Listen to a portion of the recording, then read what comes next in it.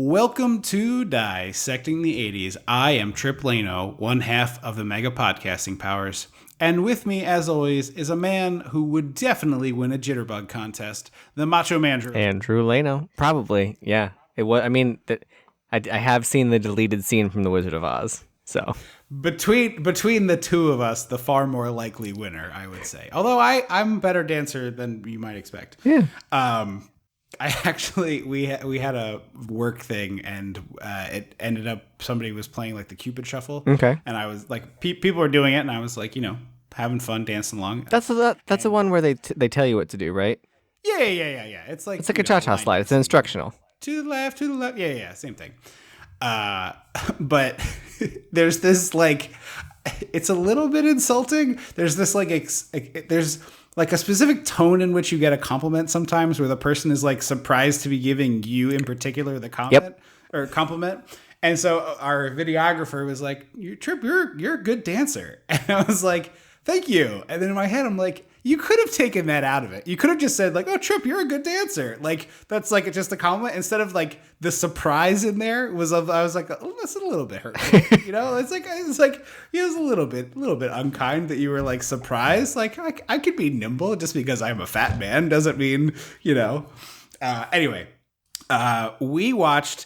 I'm working towards completing the Spielberg catalog, eventually here. Little by little. That's why I ended up on the big. So the intention was I'm going to do the Spielberg movies. And then I watched the first episode of Columbo, which he directed. And I was like, oh my God, this rules. And then I just watched a lot of Columbo, which was I remember that period. That was like, yeah. So I still will enjoy a Columbo, but they're long to put on as like just a casual thing. But I still do love, we will do a Columbo on this podcast before it wraps. I will say that for sure.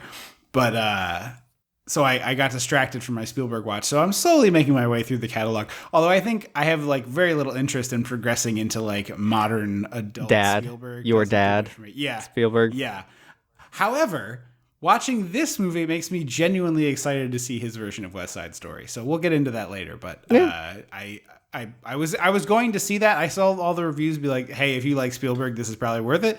But I hadn't gotten to it yet. And now I'm like, oh, maybe it's a good musical. Which is higher. Yeah. No, I've seen the original one, but anyway, it's the beginning of Listener Request Month, and this one comes to us courtesy of Patreon supporter Michelle. So why don't you hear? I think we can call her a super supporter. Okay, super supporter Michelle. Based on day one, day one club, the one time and only member of the Great Scott tier. So there'll be another episode coming your way, courtesy Michelle on Patreon in a few months. And she got a cool custom cassette tape, which we had to produce for her. So that was neat. It was pretty cool to see that. We sent it to her, and I was like, hey, you have to send us pictures because I didn't get to see it. So we put that up on the Twitter. If you didn't get a chance to see those, you should go check. It's pretty cool. And go check out patreon.com/dissecting80s so you can support us the way Michelle supports us. Let's hear it from her about 1941. Hey, Trip and Andrew, this is Michelle. I just wanted to give you a quick call about the Patreon listener pick that you selected for me for this year, 1941. First of all, thanks so much for opening up the late 70s. For our options, I definitely wanted to give you some of those choices, and this one could be interesting. As I mentioned in the live drawing, I'm apologizing in advance, depending on how you feel. This is one of those movies that I probably look at with nostalgic eyes. I was a young kid when it was on HBO, back when it was first released, and I watched it constantly. There was just something about it. There's a couple little kids, there's a dummy, and just kind of fun stuff and goofy stuff. Definitely not Spielberg's greatest moment, but I enjoyed it, and it's got a heck of a cast. So whether you like it or not, hopefully either way, we'll get our, as always, fun banter back and forth between you and discussing the movie. And again, we hope it'll be a good episode. Thanks. Well, we watched 1941, and you know what that means. We gotta go back. We gotta go dissect the 80s. It's your disjointed war comedy. Something called your disjointed war comedy. When the mega powers explode. I'm talking about the 80s. Oh, yeah. Great Scott! Cream of the crop. Oh, yeah. Mega powers, yeah! When this baby hits 88 miles per hour, you're gonna see some serious shit. So this is currently on Crackle and Plex and a couple of other places. And it's also, is it on Tubi? So when you Google like where to watch it, Tubi comes up, but when you click it, it like doesn't play. So I don't know if my computer was being weird. No, I bet that was like a vestigial thing. Like it was on Tubi a month ago and it just hasn't been scraped off Google yet. No, but like when you click it, like takes you to the like. It normally when that happens, it'll say like, "Oh, this link is broken," but like it took me to the player, and like I always trust JustWatch.com, and they did not have it there. But I would wonder which version Tubi has, because I think Pluto has the director's cut, which is another 25 minutes longer, which many people have talked about being like a significant improvement, which is shocking to me because I don't know how adding scoops to this bowl is better. But many people talked about it being an improvement. However, it does have one vitally important improvement over the versions that are available on Crackle, which is Sony's platform showing this movie, which Sony owns the rights to. So wait, Sony owns Crackle? Yes. Oh, I didn't know that. Well, no, actually, forgive me. Sony did own Crackle, but now Crackle is owned by Chicken Soup for the Soul. Not a joke. Actually a truth. Chicken Soup for the Soul Entertainment is what they're called. Yes, correct. Yes, and they produce movies and stuff. Anyway, the version that is on there doesn't have subtitles for the portions in Japanese and German and loses like a 10% of the movie, maybe 10 to 20, somewhere in there, because it's a decent chunk of movie. Because at first I thought I just assumed that this is the way the movie was done, and I was like, wow, this is a bold choice to do a foreign language for this long with no subtitles. Like I was like, I guess no one could tell Spielberg no at this point. Right. Because this is totally a blank check for the beard, right? Like you got Close Encounters. He's very lucky that his Jaws. first two were so much better than good that this one could be what it was and not just like destroy him. And also just truly insanely financially successful, both of those movies. That's what I mean. Like it's worlds above, beyond what like redefining success, to use a stupid buzzword. Yeah, for sure. He could basically have done no wrong. If he had made another bad one, it would have been a problem. But he went. I'm pretty sure he goes off this and does Raiders. Yeah, he does. And then it's just like up good from there, and then it sort of peters out to like, okay, Lincoln. Well, I mean, we've talked about this a little bit, and I don't want to we don't have to have a whole Spielberg conversation every time we do Spielberg, because spoiler alert, there's a bunch of Spielberg coming next year. A particular trio, or perhaps four of films. We can throw four on the Patreon. Well, I was going to put one of the good ones. Oh, that's true. But maybe we'll put Crystal Skull on the main feed. Oh no, I gave a clue. Isn't that it's the lady is I love her. She's in Ocean's 8 and Cinderella. It's Kate Blanchett. It's her, right? Yeah. In a Blood Bob. Blanchett, yes. Mm-hmm. Yes. That movie super duper sucks. I went back to it during the Panini and I was like, oh, I'm sorry. I'm calling it the Panini now, like the YouTubers. I think it's very funny. I went back to it during that and I was like, oh, this is bad. This is not fun. I was not too mean to this movie. This movie stinks. Anyway, Jaws should have won him an award. It didn't. And it didn't? He didn't win for Best Director. But Jaws won other awards, right? I think so. My instinct is that it won several, but probably a music one because John Williams. Yeah, I'm checking now because I don't want to be wrong. There's a possibility. No, it didn't win Best Picture, right? That's not real. I feel like I would know that. It feels like it would be one of the ones that like was very commercially successful. It was a Marvel situation where it did very well, but the movie people were like, Okay, so here's what I remembered. There's a documentary where they are like, what do you mean it's who directed it? How can you call it the Best Picture? So it got nominated for Best Picture, but he did not get nominated for Best Director. Gotcha. And it did win sound mixing, film editing, and original score. Of course, editing. Editing. Yeah, I mean, that woman was like, I did not ruin my pool to not get an Oscar. Verna Fields, baby, the goat, Verna Fields. Anyway, I think there's a documentary you can find out there that it's really fascinating, and I've not. We're going to need a bigger crew. I'm guessing it's called. There's a couple Jaws documentaries. The one that I remember most fondly was called "The Shark Is Still Working," which is sort of like a legacy thing, like how many years later, and it still, makes people afraid and stuff. But in that, they had clips of another thing where Spielberg was being followed by a film crew in the lead up to the announcement of the Oscars, which is a jinxie move. That's a jinxie move. And so he's like watching it. What is this, 1945? Here we are. We see these wonderful actors and directors. I think it's more like a home movie-ish, but like obviously back then there wasn't just like a camcorder. But it's like he's watching and they make the announcement and he doesn't win. He doesn't even get nominated. And he is, obviously really devastated about this. And you can see it in his face on the thing. And I think that changes the whole trajectory of his career because it's like he has to get that award. And so eventually it takes a while, but what did he get it for? Schindler's? Is that him? I think Schindler's is where it happened, which is 93, which is many years later, obviously. But I think he even then, it's like he's thinking about, different stuff. And eventually he becomes the Oscar chaser. And that's just like the kind of movies he wants to make. And maybe he just got old and stopped wanting to have adventure in his life. I don't know. Like he didn't have stories left to tell about adventure. Yeah. I will say he's doing a movie about sort of his own life, which I'm genuinely kind of curious about. That's coming out next. Like a biopic kind of thing? Yeah, essentially. It's like not called the Spielberg. Oh, is it like that Celine Dion movie you sent me? That's not Celine, but it is Celine. I think that movie is a comedy. I think this is like a family drama. That's like. Oh, I'm pretty sure the Celine Dion movie is a drama. Well, I think it's intended to be a drama, I should say. The Celine movie is undercut by the fact that a 50-year-old person plays Celine as a 16 or 17-year-old. So yes. It's like inherently a little silly. But this is, I think, Spielberg doing like the Bare My Soul movie. This is him talking about his family as a child. So I am curious to see where that goes.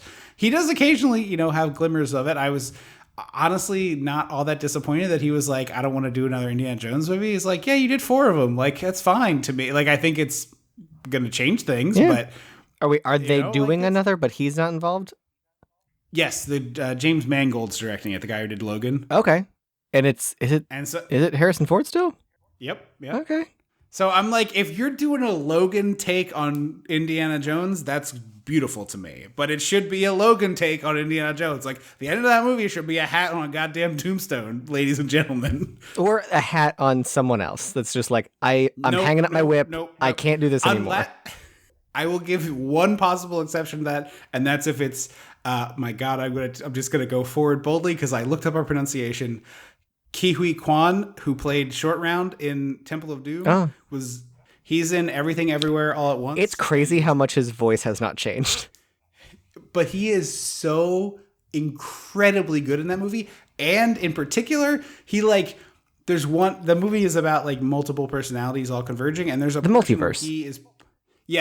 He's playing like a very sexily dressed noir-esque, like buttoned up suit detective. And he looks fantastic in a suit. Like, great tailoring, pulls off the look, incredible. And his performance is amazing in that movie. So much heart, so much action, so much beauty. It's a truly wonderful movie. Everybody should go see it. It's on my list. Everything I've heard about it is just incredible. But I saw a video of him talking about it, and I was like, your voice, like vocally, you sound the same as when you were in like The Goonies. Like your voice did not deepen that much. Yeah, and I went and listened to some early episodes of this podcast not that long ago. I was like, I had an idea for something I was going to do, like cutting some audio in, and I decided not to do it. But I couldn't believe how different our voices sounded. And really? That was almost 8 years ago. And so he's like 40 years ago that you're talking about. Anyway, if they want to make him the new Indiana Jones, I'm all for it. But get this Chris Pratt shit out of here. Who's talking about that? Shit. That got floated around a lot before everybody decided they hated him. Ugh. That was like a big thing. There was a lot of like, it should be Chris Pratt. Ugh. It should be Chris Pratt. Ugh. So all I'm saying is there is Indiana Jones, and Indiana Jones should die, and that's fine. It's okay to characters to like have an arc and die at the end of the arc. I understand if they don't want to like actually kill him, but he can like hang up his whip and give his hat to the next one and be like, I'm good. I'm gonna get a season pass to a museum or something, and that's gonna be my life. Do you don't care about James Bond one iota, right? I mean, nah, it's fine. No, okay. Are you gonna spoil the Billie Eilish one? If you have not seen No Time to Die and you want to go in unspoiled, skip ahead 1 minute. They fucking kill James Bond with a bomb at the end of the Wow, really? It's fucking awesome. Yes. There is a no questions, no possibility. This man is dead. The island is vapor. It is gone. Wow. So give me that. Is someone else stepping in to be Nope. There's not. They have no idea. They have not announced what's next. And that series has weird Idris Elba. continuity, so it could be anything. Yeah, I honestly have heard somebody suggest that they should maybe. It might have been Phil Nobile. No, thank you. I think it's Nobile. Nobile. Yeah, he said it rhymed with Batmobile. Phil Nobile Jr., our friend of the podcast, I think it was him, suggested they should just do a couple one-offs, which I think would be a great idea. Idris Elba would be perfect for that. Just do one movie and then another guy for another movie and then get your franchise guy. But whatever. Or just do it. Make it a Griswold's thing. Everyone, exactly. Just a new Bond, and just no one addresses it. Yeah. Bond never had that much continuity until the Daniel Craig ones, so it would be fine. Anyway, we are on a deep rabbit hole, and we got a lot of movie to talk about. So I'm like John Belushi. I'm going to pull up on the lever of this plane. There's a lot of plane stuff in this movie. It's very weird that the genesis of this movie is Pearl Harbor. It's very fucking weird. Yeah, and I was thinking about it. It's we are almost as far from 9/11 as they were from the bombing of Pearl Harbor for this. It's a 10-year difference. Don't get me wrong. That's obviously it's 21 years from 9/11. This 1979 to 1941 is 38.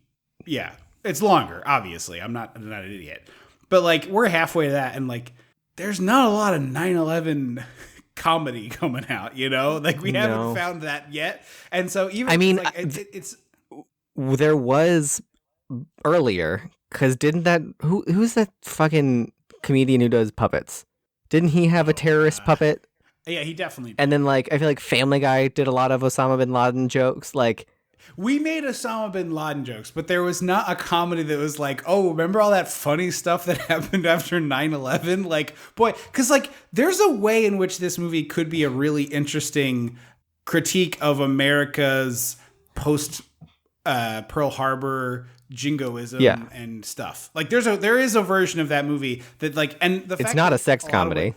No, it's not. And so they talked. I read an interview with Zemeckis and a writer for, I think it was Roger Ebert's website, but not Roger Ebert.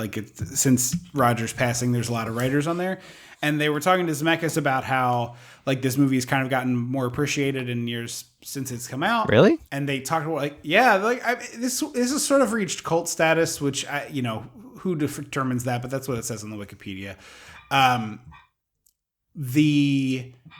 The overarching thing that this person had as their theory, though, was that people weren't yet used to the multiple narratives thing of overlapping different. There are. Stories. It's a lot to go off of.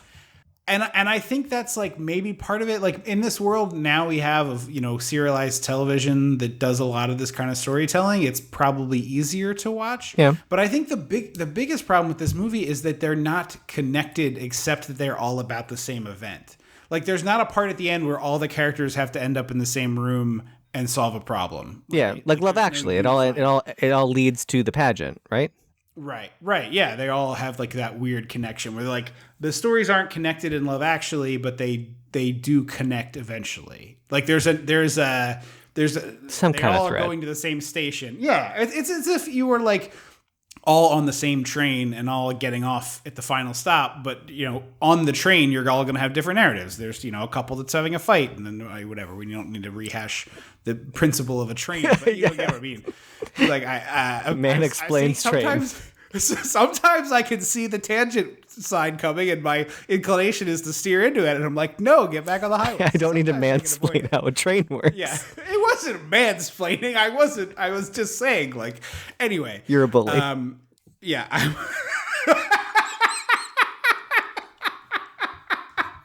You all can't see that he punctuated that by taking a very exaggerated sip of water.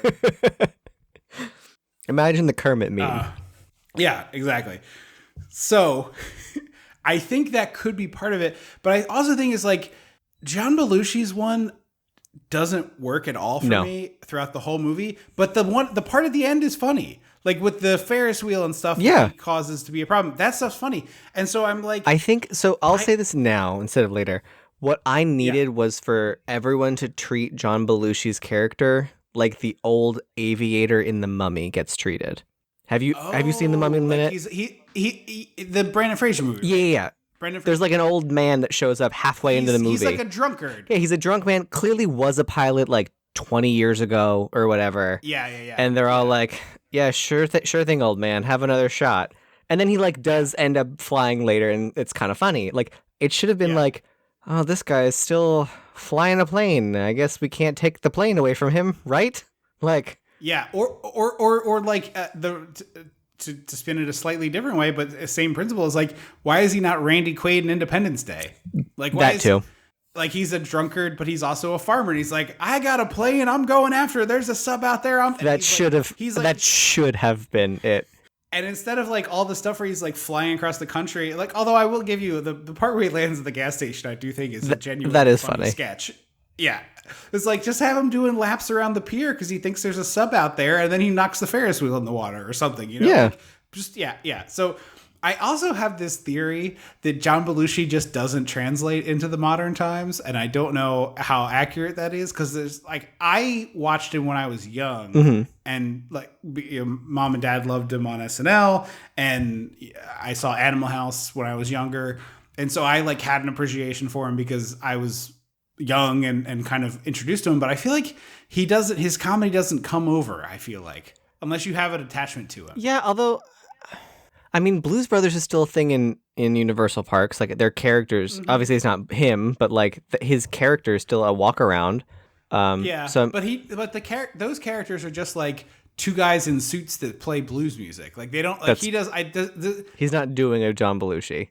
Right. And it's like the Belushi, and don't get me wrong, I like a bunch of Belushi stuff, but I feel like I'm the last era that likes a Belushi. I feel like you probably don't have a lot of love for him. I don't have a problem with Belushi. Yeah. Except for that weird slam piece. Not slam piece. That's, what do you, when you like character assassination? Oh, Livewire. That movie. Yeah, we did that shitty Michael Chiklis as John Belushi. That was awful. Yeah, that was awful. Like character assassination. I was trying to think if there's a word for. I thought there's a shorter phrase than that, but I couldn't remember. Yeah. Yeah, like that annoyed me. So I guess maybe I do have an affinity for him. But I don't like. I couldn't be like, oh, my favorite John Belushi moment is blank. Yeah. So I wonder if that's part of it too. But anyway, let's move our way through the plot, and we can pick up some of these threads. Also, as we go. Go, please. I don't want to stop you. We don't make movies about war that are not about a specific war, correct? Unless there's like a fantasy element to it. Like, you don't, like every war movie has been about a specific real war that happened, right? Like there's no. My instinct is to answer your question and say yes. I don't think I can picture what you're talking about. Like, are you saying like Band of Brothers is based on a real war, and any like big war, like War Horse or whatever is they've I think you're probably right. All been based. I'm sure there is an example that says no, actually there is this other movie, but everything I can think of corresponds to a real war unless it's a fantasy thing. Because I feel like this would have been much better if it was like. Also, it's. Again, almost 40 years after the fact. Like, why did you could have just made it's an old-timey war, you know? I also feel like if they had leaned a little more into, like, part of the reason why Indiana Jones works is that even if you Harrison Ford's dreamy. Well, yeah, I mean, that's a huge part of it. It's based on serials, which I've never watched, right? Like, are they really? You know what?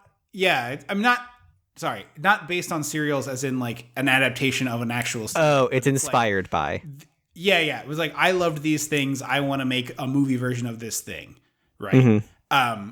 And I feel like if you had made this, as I watched a lot of those reels of war footage before, it was like a Mickey short, and then you got one of these, and then you got your movie. The World Today.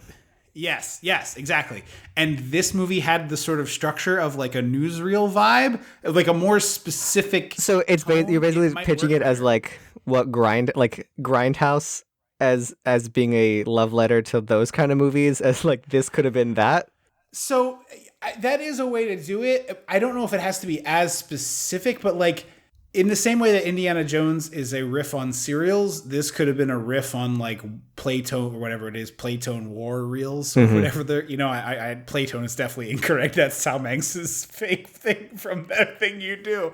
I don't know why I said that, but anyway, yeah, I feel like there's like I feel like if this is a little bit more honed, a little bit more specific, it works. But my guess is this script came about because Zemeckis and Gale, who were mostly writers at the time, learned a bunch of weird war history and were like, that's kind of funny. And then it just kept being like a bigger and bigger folder of these weird stories. And I don't know this to be true, but like the thing with Ned Beatty's character where there's like a gun on his front lawn, that's a real thing that happened in Maine. Yeah, I heard that. Army, yeah.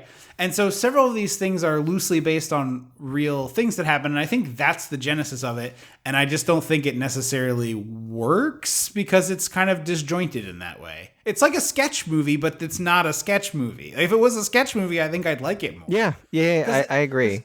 Because if you took the Grindhouse thing that you said, and it was just like each one of these is a sketch that plays out, and like maybe you have a couple multiple part ones, but it's like an abrupt like the reel changes and we get a different one. Like I'm and now very into that. Very into this idea. Yeah, and it's like, and now we hear about the flying ace, John Belushi's character, and it's just like, and he's like flying over the Grand Canyon. Like I feel like if you did that, this movie's better. Yeah, and then it's like a sketch movie, and then you could play with it being like some of it's silent, some of it's not, because it could be like, this housewife is so pleased to be supporting the war effort, and she's like slapping her husband with a rag, like, you get this off my lawn. Yes, yeah, exactly. Lorraine Gary, I will respect her. Her name was Lorraine Gary, not just a housewife. But yeah, I think there's something to that just doesn't click here. But also, like, I do want to start moving through the plot of this because we're barreling towards a half an hour into this episode and have not really done that. The opening bit, I thought that's what we were getting, because the opening bit is truly one of the wildest, ballsiest things I've ever seen a director do. So it opens and I went, oh, this feels like old-timey Jaws. Yes. And literally all I've seen is a car on like a foggy-ish beach. And then a woman gets out and I was like, this does feel like old-timey Jaws. And then she got naked and dove in the water and I went, okay. Another box. And then check. And then the music starts. And then coming. the fucking music. And then I was like, I think that might actually be Chrissy Watkins. And it is. I when she got out of the car and we saw her face, I was like, that's Chrissy Watkins. Like that's definitely Chrissy Watkins. And then I'm like pausing the movie and looking it up and trying to see if it's her. And then I'm like down the rabbit hole. Because if you IMDb this movie, it is like every actor you've ever heard of. It is a crazy who's who. Yeah.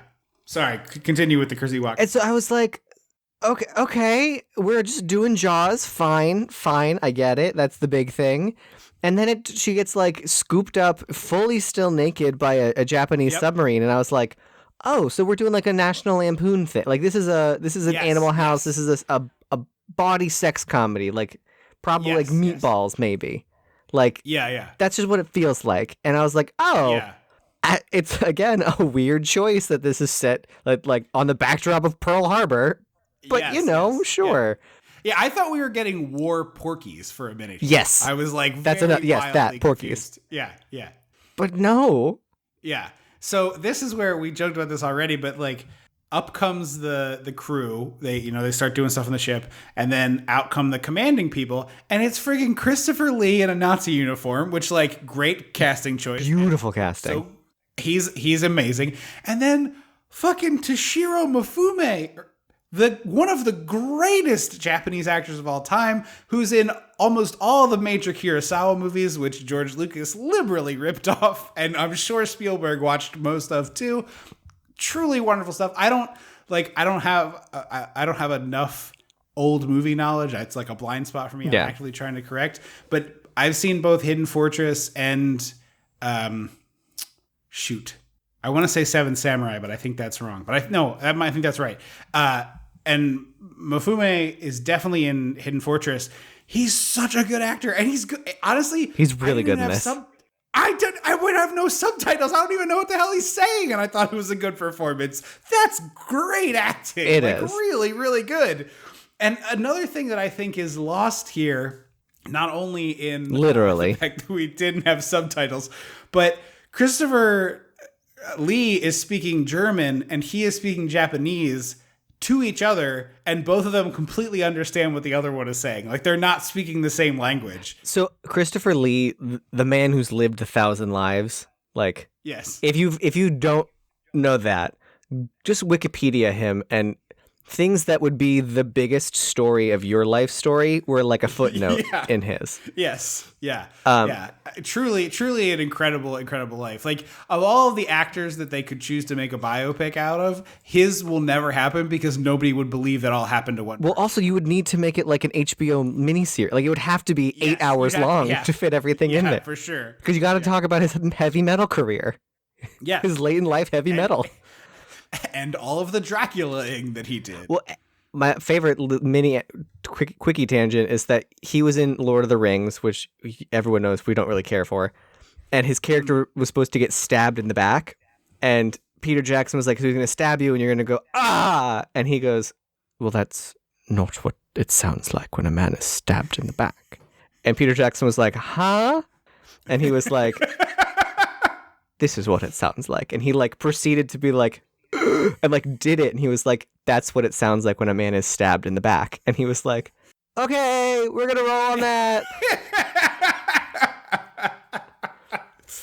Yeah. Everybody on one. Yeah. Back to one. We're gonna do it quiet, like it's all right. And but apparently Christopher Lee's headcanon, which I love, is that both men speak both.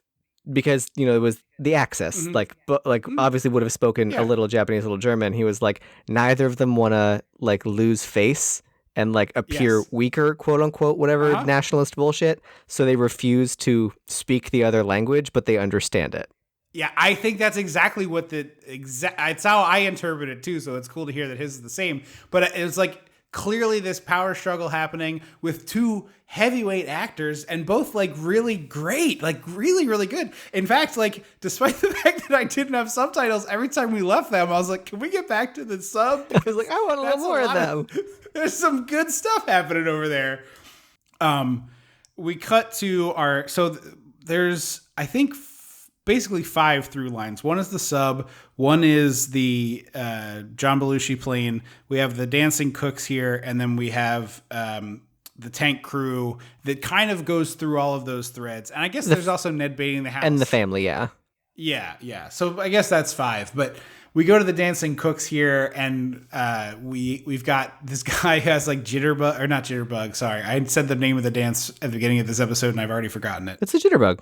Is it jitterbug? Okay. Yeah. He has the dance steps on the floor, and this kitchen. That's the thing with this movie is like every 5 minutes there's something I found genuinely very funny and laughed at, but none of them connected. The movie's too long. No. And so they're like throwing plates and cups to each other. It's really funny because they're catching all the plates and cups, which you'd think would be like, oh, it's going to be a smash or whatever, and then it cuts to them like spilling egg all over the floor and like. Yes. Pouring coffee, but he overpours and it like floods the griddle. Yeah. It feels very like kind of like Pee-wee energy. Yes. Yeah. Of or John Candy and Uncle Buck, like make a big mess. It doesn't really matter. Yeah. It'll magically get cleaned up at the end. But I was like, oh, this is kind of fun. And then I was like, what is happening? Yeah, it's very, very strange. We're making breakfast. I love the bit where like the turkey leg gets thrown. Yes, and he catches a turkey leg is really nice. It's just very, very funny, very silly. So we find out he wants to be in this jitterbug contest, and he's Wally, and he's a guy we'll follow through a lot of the movie. We leave the kitchen and we're out. He's wearing a shirt, like a Hawaiian shirt that says that has like Pearl Harbor on the back. Yes, and. It just seems like, I mean, it's a vibrant shirt, which would be a weird choice for like a Remember Pearl Harbor thing, but it feels like a thing that you would purchase in a gift shop, gift shop seems like the wrong phrasing, but like you would get it at like a memorial. Yeah, yeah. Or like one of those like tacky roadside type vendors. Like here in DC, we have a lot of, they're not a formal gift shop, but it's like knickknacks and tchotchkes that are all vaguely America and president themed that are in like a truck. Yeah. And our soldiermen get like mad at him for wearing it. Yes. And I was like, but like it's a shirt. He didn't make it. It's not like he bedazzled, Right. like he rhinestoned a shirt to be like Pearl Harbor. Yeah, yeah. It's very, very weird. They're very upset about it, though. And then he spills like a very tiny amount of egg on the sleeve of Treat Williams, who is one of our other through characters. And I only know him from The Substitute, which is... I know him from Dolly Parton's Christmas on the Square. Okay, that's about the Treat Williams tier.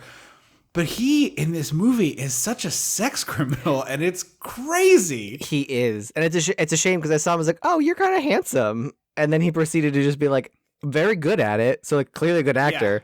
Yeah. Because he's done a lot. We don't know what, but he's done a lot of other stuff. Just proceeds to be, like the jock of this movie. Yes, yes. The sockless loafer jock. Yeah, yeah, yeah. I think Treat Williams had a lot of direct to VHS stuff. Okay. Yeah, I just know him from Dolly Parton's Christmas on the Square. Like you'd call him a blockbuster actor, not because he was in big movies, but because you saw him at Blockbuster. Direct to Blockbuster, yeah. So Aykroyd like kind of diffuses that situation, and he and John Candy are in this tank group, and Treat Williams is like kind of with them in this scene, but in later scenes is not with them. Unclear, yeah. So it's like, oh, are they just like drawn together because they're all in uniform? It's not very clear. And Aykroyd's kind of giving a little bit of Dragnet here. Yes, like, for sure. He's more the straight man. He's more serious. Yep. And then later he gets to be weird later. Yeah, I was going to say he gets to go full goofball later, but here he's pretty to the vest, close to the vest. And then then they leave, and I was like, well, no, John Candy, come back. Yeah, exactly. I don't know if you see him in this scene, but Mickey Rourke in one of his very first roles is on this tank crew, like looking like a total babe. Very, very, very handsome. Peak Mickey Rourke looks before he went and got punched in the face for 5 to 7 years. But he gets one line in the whole movie, and I was just like, I mean, I get that there's a lot of famous people here, but if I had somebody that handsome on my set, I'd figure out how to give him a few more lines. Yeah, you would think so, especially in 1979, where they're just like, "Who's hot?" Yeah, maybe in the director's cut, he's got like a whole through line and an arc, and that's why people like it so much. Oh, maybe, yeah. So this next sketch, I'm going to call it sketches because this movie is basically a series of like, they're all like 5-beat sketches, basically. Mm-hmm. That each one comes back. This opening one with Belushi is genuinely very funny. And I think if it ended with the plane just blowing up and him being dead, and then like he came back later anyway and nobody commented on it, would have been a funnier result of this. Yeah, he should have come back with the like soot, the like poof of soot on his face. Yes. Yeah, the Looney Tunes. Yeah. And his cigar is all like spread out. Yeah, exactly. Because this movie is very Looney Tunes-esque, and this John Belushi stuff is very, in particular, very Looney Tunes-esque. But he lands his plane on the road, the little gas station in the middle of nowhere kind of vibes, like almost like a Texas Chainsaw gas station. Yeah, or the general store that they stop at Cabin Fever. Or Cabin in the Woods too. Yeah. Both. Yeah, both. But yeah, he lands the plane on the highway. Very funny. Well, highway maybe generous, but the road. Hops out and he's like, fill it up. And the lady, like, he walks off screen and this lady gets it's just her on screen, looks not to camera, like she's clearly looking at Belushi, but almost to camera, and is like, how? Where? Where? That's what she says. Forgive me. Yeah. And so that's like a great bit. It's really solid. It's funny. Yeah. I don't know what to tell you. It's funny. So he goes inside and like has a whole like chaotic little bit of shopping here. He's like a gunslinging aviator, because the radio says like, oh, there was a scare, a bomb threat, like an air raid scare over LA or something, or San Francisco or some California city. But they're like, it was just war nerves. It's fine. And he's like, I just came from a great, safety sweep of that place. And they were like, well, there was nothing there. And he like shoots the fucking radio, and he's like, who said nothing was there? And it's like, well, hang on, because this character, huh? Yeah, because to me, what I thought this character was going to be is like the guy who 10 years after the war still thinks he's in the war, and because we didn't know the guy in the mummy was. Yeah. But like we didn't know what PTSD was, so we thought that was funny. Yes. It's like, crazy old coot, he still thinks he's in the war. And it's like, yeah, he probably has brain trauma. Like that's probably part of it, yeah? Or the neighbor in Mary Poppins. Also exactly. Also that. Yes. A hilarious trope of like, he still thinks he's a sea captain. It's like, that man has dementia. We should probably get him some assistance. Well, he has someone who lives with him. He doesn't living alone. He has a little butler on his boathouse. I meant like medically some assistance. Well, in the time of Mary Poppins, that was a nice pick. So if you were lucky, that was a nice pick. Yeah, that's fair. But he goes outside and there's like the classic trail of gasoline. You're like, because his plane takes off without him somehow. Because I think they don't show this. My guess is this is probably in that extended cut. I think she probably does it in an attempt to try to fill it with gas. Oh, okay. Because you never see her again, but that's the most logical answer to the gap between these two things. Yeah, apparently the original cut of this movie was 2.5 hours, and the studio was like, yes. We absolutely can't release this as is. We need to cut it down to 2. And apparently Spielberg was like stomping his feet. He was like, no, it's perfect. And I was like, I think we can cut more. Yeah, I think we could excise a whole plot line from this version and have a better movie. I agree. But anyway, this leads to a nice explosion. The first of several cool big level stunts. I gotta say, loving the practical work in this movie. Yes. Some great miniatures later, and a really the final practical effect of the movie, which I don't want to talk about now, we'll save, is delicious. It's beautiful. No. I'll have a whole meal of just that. Thank you. Because it's not a miniature, I don't think. No, it isn't. If it's a miniature, it's the best miniature I've ever seen. So we'll talk about that at the end. We'll save that little nugget. We'll have something very fun to go out on. So we cut to the next sketch, and it's Robert Stack, classic Unsolved Mysteries man, as the big general sort of in charge of all this business. And his secretary is high school bully Chris Hargensen. Yes, who I had a real problem this whole movie because she looks the same as she does in Carrie. Well, she does look the same as she does in Carrie, but she also looks a hell of a lot like Sarah Michelle Gellar to me in this. And I was genuinely having some kind of double. I can kind of see that. It's not Sarah Michelle Gellar, obviously. I don't know that she was even. She's probably a child at that point. No, I think she would. She's probably just born. Yeah, she's like a fresh out the womb. She's on Earth though. But it was just like, who? And then eventually I was like, oh, Carrie, right. When I looked it up. But she's someone who gets all hot and bothered by planes, which is kind of a funny idea. I like the idea. Yeah, there's 3 beats for this, and it doesn't need 3 beats as the problem, I think. So they started to do something with it that I liked a lot better, because she gets, this guy goes moony eyes over her. He's from the Very Brady sequel. He plays not Roy Martin, or It's Tim Matheson, who most people know from Animal House. But yes, you are also correct. He was in a Very Brady sequel. He pretends to be Carol Brady's first husband. And he's like, oh, going gog over her. He's like, oh no, once I get her in the cockpit, it's over. And so she sees a plane and is like, "Auga," and literally is unbuttoning her blouse to a plane, which I think is funny. Yes. It was very funny, and her performance is excellent. She's selling it, which makes me wish I want to see her. I hope she did more comedy. Yeah. But he goes over and he's like, "Look at this, baby. These are the big planes." And she's like doing that thing where you pull on the collar to cool yourself down. Uh-huh. And then he says one, the real Blanche Devereaux. Yeah, it's a Blanche Devereaux energy. She got the Mister, that GIF. And he says one thing wrong, and she snaps, and she's like, I'm going to tell you all of these plane facts. And I was like, oh, yes, more of this, that she's sexually attracted to planes and also could have been a pilot if people weren't sexist. Although when was Amelia Earhart? Was she before the 40s or in the 40s? I feel like around that time. I don't know the answer. I feel like Amelia Earhart I think of as old-timey. Yeah, there probably weren't lady fighter pilots in 1941.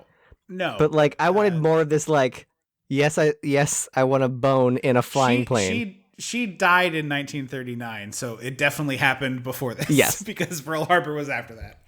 But also, I clearly am so knowledgeable. I could have been a lady fighter pilot if sexism or wasn't a thing. I should be a mechanic, if like, okay, I can't do combat roles, I'll fix the plane, whatever. Yeah. And so like they started to do that, and I was like, oh yes, more of this, because this is funny that he thought she was going to be an easy mark, and she tries to be like, no, you idiot. Don't try and fake gamer girl me.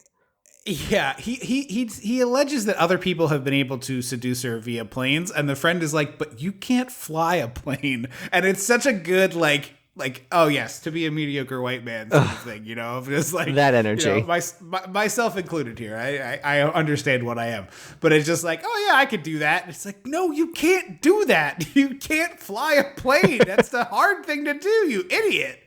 Although I wonder if like people who play video games with some semblance of flying in it would like know something once they get into a cockpit.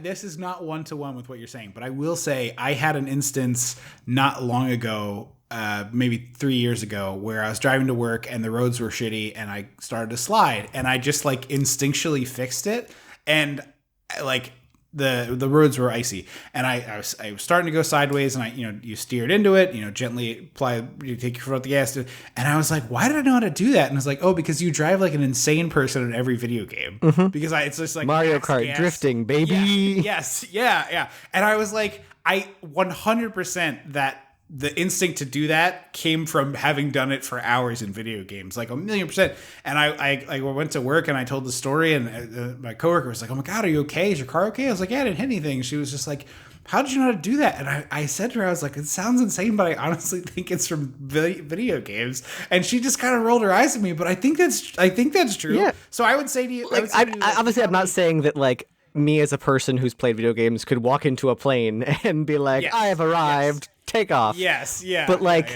in an emergency, be further along. Yeah, you could like take the like have some semblance of like the pull back and whatever. I would guarantee that you would walk into class on day one of flight instruction at a more advanced place than someone who hadn't played video games. Yeah, maybe like I'm on week 2 and they're on week 1. Yeah, exactly. Like it's not. I'm not trying to say that like gas up people who play video games. Yeah. I was just curious. Yeah. So I will say, I speaking of planes, two quick asides. One, I have actually flown both in a B-17 oh, that's right. bomber and I have actually flown. I did not fly the bomber, but I have flown a plane very briefly. I didn't do anything hard. I touched the steering wheel while I was in flight, let's be honest. But I used to be a reporter, and part of that job for me as an unemployed person was like, let me do the most fun and interesting things I can. And so I got to do both those things. B-17 bombers... flying in them as someone in the modern era is genuinely insane. Yeah. The one that I was in is the Memphis Belle, which has been in a bunch of movies, and they like bring it to air shows and stuff. And they don't really show you all of it in the movie, but there's a portion of it where there's like just not a top. Wait, really? It's like, yeah. So it's like a convertible. There's like an open and air it goes thing. That fast? Yeah, it flies. It goes very, very fast. Wow. And so they were like, they had to tell us like not to have anything loose. Like you couldn't have a press badge or anything because it would be dangerous. But walking around, it's like going on a Universal roller coaster. Yeah. It really was. But yeah, it's the plane is bonkers. So it's like it feels so like barely held together, and it's like. You're imagining, right? Like you're up in this plane, you're imagining people shooting bullets at it, and it's like just thin sheet metal. Like so where? It's like if you shot that plane, you would put like bullets all through it, and it would still somehow fly. It's just insane. It's really wild. They're very cool airplanes. I didn't get all hot and bothered, but I could see how somebody might. Yeah. So they get into the plane because he like worms his way back in by lying about being a pilot, that's the word. Wow. Yeah. And I love this. Flying man. A flying man. Oh, damn it. They had a nickname for Amelia Earhart, and I can't remember now.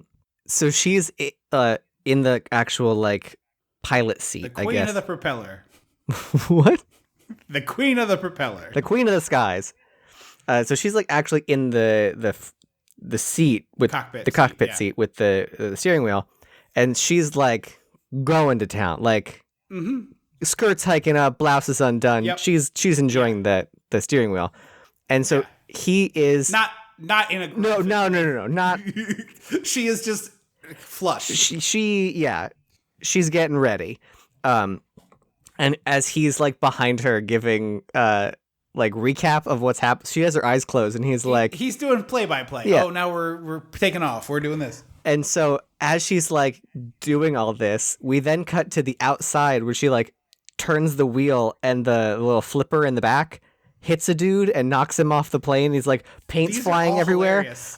I was like, more of this energy. Yes, yeah. To use the technical plane terms, in case anyone out there is furiously tweeting, the flaps and I believe the aileron is the rear thing that does the steering. But she knocks two or three. It's three guys. That sounds like a makeup brand that's like doing a collab at Ulta. I mean, I'm not 100% sure I pronounced it right, but I'm pretty sure that's what it's called. But it's the thing that does the rudder steering. You control it with your feet. Essentially. Yeah. Essentially the rudder. Yes. But yeah, these like one guy gets flipped forward, and they all do great stunt pratfalls. Like the paint one is he's like he's clearly like painting the stripes or whatever on the little rudder, and he like goes flying, and paint goes all over this truck and himself and his other people. Takes a great bump. It's excellent. And then she opens the bomb doors, and at that point, someone's like, "Hey, who's screwing around in the cockpit?" Because there's a press conference 2 feet to the left. Yeah. And like this whole sequence ends up really great. It's great. He like kind of wiggles his way out in front and starts kissing her. And she's like, all right, you're cleared for takeoff, Captain. And she grabs the lever that I think just says like bomb release or like bombs away or something. Yeah. And she pulls it, and the bomb falls out of the plane and just hits the ground and rolls towards sort of the crowd of people. Press conference. Yeah. And as the guy's like, there are no bombs falling in the city, this bomb comes rolling, and a woman screams, everyone panics, and it rolls into, is it like a fuel truck? I think it's a fuel truck. It's like they have like trucks parked for the press conference to like make it look like, it's like a staged thing. A photo op. Parked. Yeah, a photo op. And so they're parked in a way that's not what they naturally would be, but also for maximum carnage here. Nobody dies, but it just blows up. It's hilarious. No one dies in this movie, actually. Yeah, I don't think so. It hits it and it blows. There's a beautiful explosion, and then we cut to Lorraine Gary, queen of my heart. It's a very Doctor Strangelove joke that it works really well. The whole like, I assure you, there's no bombs being dropped on Los Angeles as it starts rolling down the airfield to them is just awesome. Yeah. We also left out, I just have one line here and then we'll get to Lorraine Gary. John Belushi flies over the Grand Canyon. Hilarity does not ensue. He like is flying, like opens a Coke. Yeah, hilarity does not ensue. It's like, it's supposed to be funny. I didn't hate the Coke bit. I thought that was kind of funny, but I was like, so. Yeah. I like the Grand Canyon shot. It's always nice to see the old gal. Yeah. Anyway, on to Lorraine. Well, first we see her daughter and Marty McFly's sister. That's right. The daughter was in 8 is Enough, which I assume people will have reference to. I do not. Yeah, neither do I. And then Wendy Jo something, aka Marty McFly's sister. Is it Marty McFly's sister or? Yeah. Yes, it is. It's Marty's sister because she disappears from the photo. Yep. They're like dressed to go to a dance. I will say the costuming in this movie is amazing.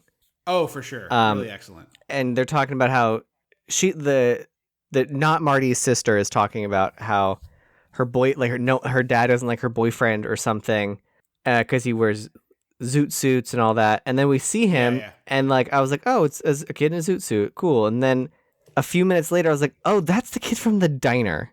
Yes. Which I was like, that needed to have been much clearer. Like, give me a line of like, oh, you got off shift early at the diner, like something. Because I was like, cool, she has a boyfriend or whatever. And I was like, we met him already. Got it. Yes, yeah. I just recognized him, but I get what you're saying. Well, he's dressed wildly different. Like, he did not look... No, I get in the diner, he doesn't look like a zoot suit kid. Yes. I'm not dunking on you. I'm just saying. I just think that they were like, oh, people will recognize him. And then her dad comes out with a gun, not to shoot him, just has a gun. And so he hides as she distracts him. And then we her dad is Ned Beatty, Ned by Beatty. the way. And the mom is Lorraine Gary, as we said. Gary? Gray? Gary. Okay. One of the three Jaws references in this movie. Yeah. Although apparently he wanted Roy Scheider to be Ned Beatty? No, not I wish. No, it would he wanted him to be Stack. I'm pretty sure. Oh, okay. That would have made sense. That was also apparently offered to John Wayne and somebody else. Charlton Heston. Big time. Heston. Yeah. I mean, I don't disagree with you, but it would have been a big get in 1979. Oh, he wrote Spielberg personally and said this movie is un-American and you shouldn't make it. Yeah, well, he had bad politics. Suck a bag of farts. I also would have liked if it was Roy Scheider instead of Eddie Deason, and it was just Roy Scheider and Mayor Vaughn. It would have been fun to me. I like that. This is the part where we're talking about like the army wants to put a gun on Ned Beatty's front lawn, and they like do this by driving it through the house to start. Like they put it to the front door. But the gag that is my favorite of this is John Candy is like there's a knock at the door after this gun has burst through it. John Candy is there. The door falls onto Lorraine Gary, and then John Candy like knocks on it while it's on top of her to get it off of her. To get permission to lift it up. But as he's lifting up and they have a little tete-a-tete, he pretends to get a splinter and drops the door on her again. And the part where Candy gets a splinter is one of those like truly inspired pieces of no prop acting that like I took improv classes years ago. This is not, I'm saying it's like the kind of thing they try to teach you is that cannot be taught right here.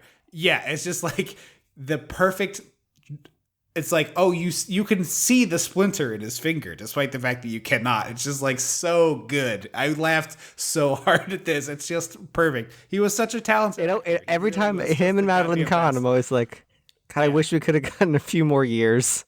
Yeah, it's just he was so fucking talented. Anyway, he also has a little Cruella cigarette holder, which is just delightful because no one else does. Everyone else who smokes just like smokes whatever. He's the only one of the military men who's got a little Cruella cigarette holder. Yes, really great. So Treat Williams is leering whatever. Oh, the girls fell into a trap. I forgot. Yes, that's right. The girls fell into a trap that her shitty little brothers dug. They made like a punji stick trap without the punji sticks. Yes. And so this is another good moment. Like Treat Williams it's helps great. The girl. Yeah, he helps out the girl who he has the crush on, and she like has. He's just seen. He sees her underwear and then her. Yeah, well, it's the 1940s. That's probably pretty thrilling for a serviceman. But she's like, "Put me down," and he does the classic Looney Tunes, like, "Okay," and just drops. No, her it's back not. In the pit. I think it's Aykroyd says that. Is it Aykroyd? Yeah, because he's helping her out, and he's clearly like not moved. He like is just holding her, and she's kind of like, "Okay, this is." And then Aykroyd goes, "Put that dame down and get in the garage and get something." Yes, and he goes, "All right," you're right, and he drops her. Yes, and right. you see her just go down, like it's a pull into a cut to a wide, and she just goes, whoop. Yeah. I hope it was a foam pit down there. I mean, I gotta think it was. So we're back on the Japanese sub, and we kidnap this Jethro sort of hick guy who I definitely recognized the voice, but did. Oh, the boyfriend! I forgot. The boyfriend gets thrown into literally in the trash. Into the trash because he's wearing a zoot suit. Yes. Sorry. There's a lot of stuff happening. There in this is. movie, despite Well, zoot suits are like an actual like fashion history collides with real history moment. So I'm always like, oh. Yes. Yeah. Well, also they like genuinely the zoot suit riot is sort of vaguely referenced in the movie. Yeah. I did not. I was like, we don't need to pretend that the zoot suit riot was not fully just race fueled. We can. Yeah. We can. You know. Yeah. But yeah, Slim Pickens. From Slim Pickens, thank you. Okay, I was like, I 100% know who this man is. He was the head bad guy in Blazing Saddles. Yes, and many other things. Yeah. This is one no, of although I'm trying. No, he's not like head. He's the head of the gang of bad guys, not like Hedley Lamar. Yeah, he's Hedley Lamar. He's the guy who rounds up all of the guys for Hedley Lamar when they have like the auditions to be in the gang, right? I think so. He's the one who says shitload of dimes. Yeah, that's the line that I remember the most. Yeah. Can someone go get a shitload of dimes? Yeah. Is that movie 78 or no? That's 74. Never mind. I was like, can we squeeze that in here for no reason? Because that movie is delightful. So we're on the sub. Slim Pickens is kidnapped. I actually think the Slim Pickens on the sub stuff is great. It's like very good silliness. That was and he. There was some enjoyment there. Yeah, I think he really plays it well, and I think the absurdity of it really works for me. Although the ending of it is nonsensical, but it's good until then. Also rattles off a real, like he says his social security number, and it's not just like 555. He's like 045, and I was like, whoa! I feel like what? There's a non-zero chance that's first of all, that's definitely some actual human being's social security number. I'm pretty sure. Oh yeah, but it could have been Slim's himself. And so this is. It's a submarine full of Japanese men, and then Christopher Lee comes out and he's like a Nazi, and he's like astounded that a Nazi's there, and I was like, didn't everyone know? I know I'm an idiot, but like, didn't everyone aware? I do wonder if it was possible that people could be that uninformed about like the World War II prior to America's entry. It's possible. It seems unlikely. I don't think this man is unaware of war. He does not seem like the kind that would be ill-informed, but I was just like... Well, especially because he says he fought in the First World War. Oh, yeah, that's right. But yeah, I was like, they were the Axis. It was Japan and Germany and a third one that is escaping me. Yeah.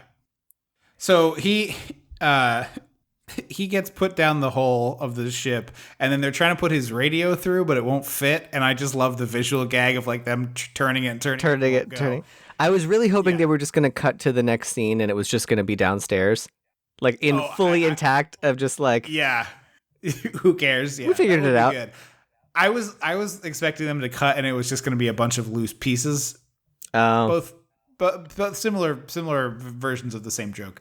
But they're like dumping out his personal effects, and one of them is a box of Cracker Jacks, and the guy reaching over and like... royalty-free Cracker Jacks. They're called something else. That's right. Yeah, I don't remember what. He says he describes it in the generic product way of like baked cheese crunchy snack. And it's like, caramel coated, candy coated popcorn and fries in the box or something. And peanut, right? Is there peanuts in Cracker Jacks? Peanuts, yeah. Or is that fiddle faddle? Are we just singing "Root for the Home Team"? Because they say peanuts and Cracker Jacks. So maybe... I think that's Fiddle Faddle. I think that's the one that has popcorn and peanuts. Okay. But the prize is a compass, and he realizes that, like, they don't have any navigation. So he dives over and eats it, and it's just such an absurd thing to be happening. It's very Dr. Strangelove, who I think Slim Pickens is in Strangelove. Is he the one who rides it at the end? Sure. I'm not sure. Well, it's funny because they're asking him like how to get to Hollywood and he won't tell them. And then they find a compass. And I was like, hang on, y'all got in a submarine and we're like, didn't bring a compass? Like, why do you not have a compass? No, it's broken. They show it later and it's broken. I think what happened here is you and I didn't have any of the fucking dialogue because of this insane choice. So we were just guessing at what was happening in this movie due to facial features and Slim Pickens. Yeah. Okay, that makes more sense. Because I was like, how do you not have a compass? Because they later show him hold up the toy one next to this like crazy looking gadget, and the crazy looking gadget is just spinning wildly, whereas the compass is steady. Okay. Also, you are correct. Slim Pickens is the guy who rides the rocket at the end of Strangelove. I thought you were right, but I verified. So they like hold him down on the table and they get a bottle of like mysterious purple liquid. And he's like, prune juice. And they start just like waterboarding him. Yeah, with prune juice. Very good stuff. Honestly, I think a funnier thing would be to like send Christopher Lee ashore in like what he thinks of plain clothes to go buy a compass, but he can't talk because he only speaks German and everyone would know. So he has to be like, mm-hmm. Uh-huh. Mm-hmm. Yeah. Mm. Yes. Yeah, and Christopher Lee would have nailed that. Yeah, someone could drop on his foot and he could be like, yes. Yes. Or like someone's like, do you want cream in your coffee? And he's like, 9. And they're like, that's a lot of cream. What? No sugars. Okay. How many sugars do you want? Yeah. 9. Yeah. So we cut to Mayor Vaughn and that nerd voice guy that we've talked about before. Eddie Deason. I don't remember what movie he was in. Grease 2. And also, I think, the Trauma movie we did. Okay, I was like, he was in something because we talked about he is the nerd voice guy that like when you think nerd voice in movies, it's his voice. Yeah. And so their job is to be at the top of a Ferris wheel to keep a lookout, I guess, but like without a radio, so it doesn't seem very practical. Well, they had a phone that they were supposed to call, and then later Eddie Deason makes him drop the phone because he's an idiot. That's what it is. And then the one saving grace of this is the dummy. The dummy is not a part of it. I was going to say is like they make one joke with the dummy here, and then they make one more dummy joke later. I thought we were going to get a lot of dummy content, and I was like, please don't. We got the perfect amount to be funny. Yes. Yeah. Because I think it's heavily implied that the dummy is a real person. It's a Slappy situation. Yeah, it does sure seem like it's that. But at first, Eddie Deason's lips are moving like ventriloquisting, and then they aren't. Yeah, they're moving just a little. Kayfabe is. Yeah. So the Japanese men have put Slim Pickens on the toilet to make him poop out the compass. Yes. And he's like, I need privacy to go to the bathroom. I can't even tinkle in a public bathroom.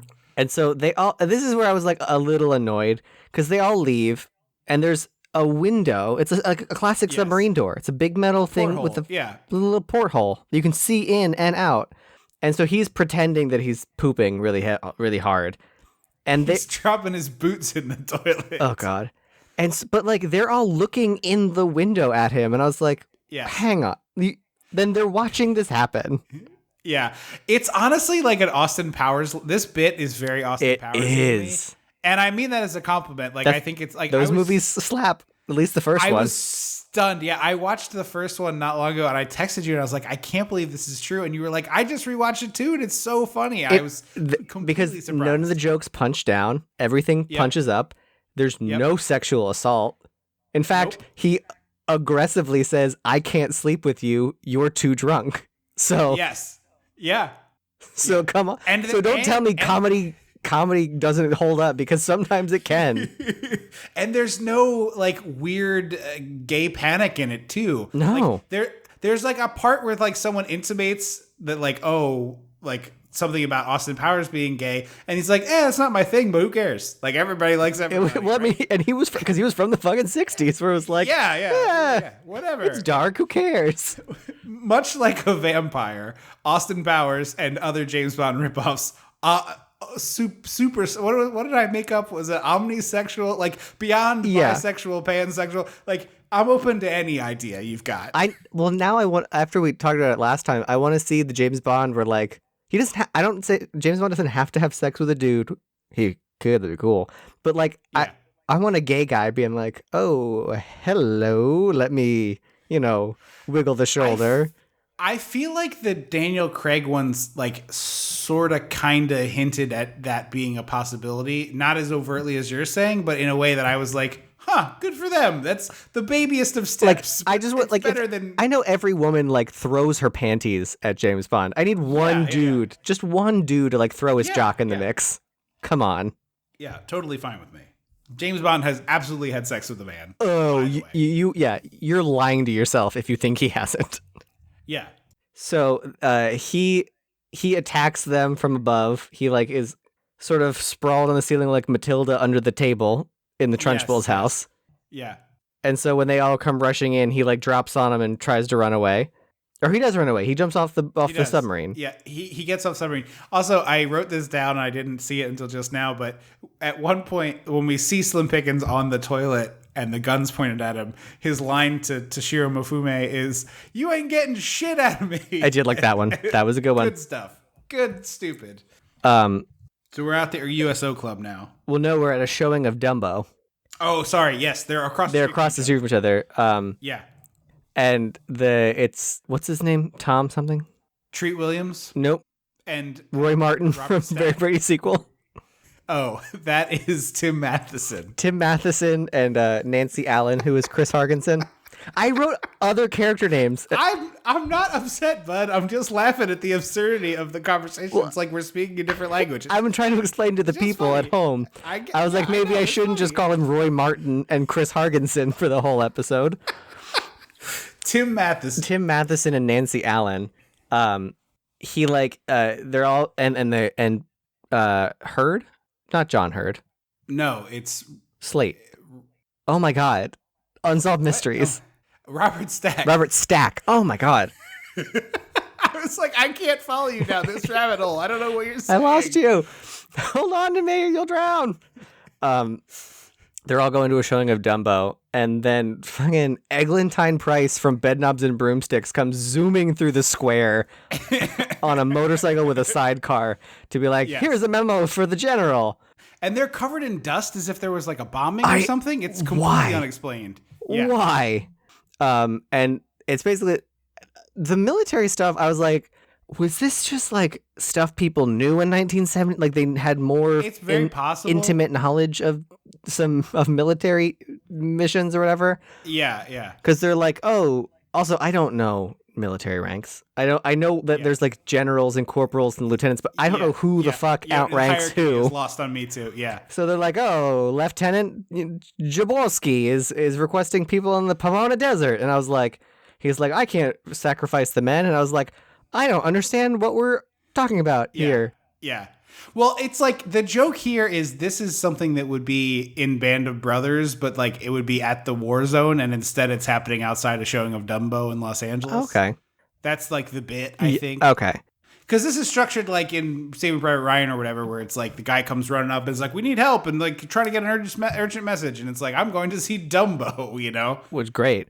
But Matheson sees his opportunity to actually like get in a plane with Nancy Allen, and she knows it too, because she like turns around and is like, Aruga! She's like unbuttoning her blouse. She turns into like, I have expected her to do a tearaway to reveal like plane themed lingerie. Yeah. Like she's got the Tim Curry and Rocky Horror underneath a full. Or like she got pasties that are propellers. Yeah, something like that. And so they sneak off to do their own thing, to like go. Because Tim Matheson's like, well, isn't there a plane I can fly to look for something? And I was like, you're losing me. I'm getting lost in the sauce, but sure. Anything to keep this plot moving. Okay, you and her are going to go do it in a plane. You see an opportunity to get laid. I get it. You're going to muddle it down with a lot of nonsense later. Yeah. And so they sneak off to go to like bone in the plane. And then we see Treat Williams and the girl from before walking into the USO show, and her Zoot Suit boyfriend is there, and he's like, I need to talk to you. And she seems like she's mad at him. She's like, there's nothing to talk about. And I was like, well, why are you mad at him? Because I thought you liked him. Because in 2 minutes, she's like begging for his help. So it just is very strange. I guess she doesn't know that Treat Williams is a creep yet. But she doesn't want to be with Treat Williams. Right. I think my guess is it's like, oh, I'm supposed to be a good USO host and dance with the soldiers and stuff. I guess, yeah. So we go into the USO show. The Andrews sisters are there singing their little songs. Yeah. And the band leader is long time talked about in this show, Joe Flaherty from Second City. He is the vampire in Kids Safe the Video, if you recall. That's correct. The opening, the bookend vampire, right? Yes. Yeah. And there's like a little bit of a bit here where his name, like he's got a fake name and he's not. He's pretending to be Latinx because his name. He's like it's like Ricardo. He's basically being Ricky Ricardo. His first name is Raul, but the last name is very Jewish. His real last name. Yes. Because he's got a fake name, and he's like he puts on a Spanish accent, and then he like drops Sam it. Stevenson and the swing band or something like that. Yeah. There's some gross deviled eggs at this bar.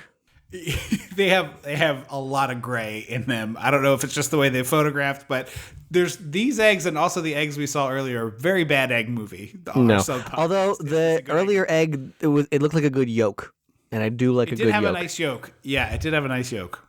And so he's like roughhousing her to the bar, and Marty McFly's sister is all about She's brought an extra pack of panties to have extra panties to throw at him.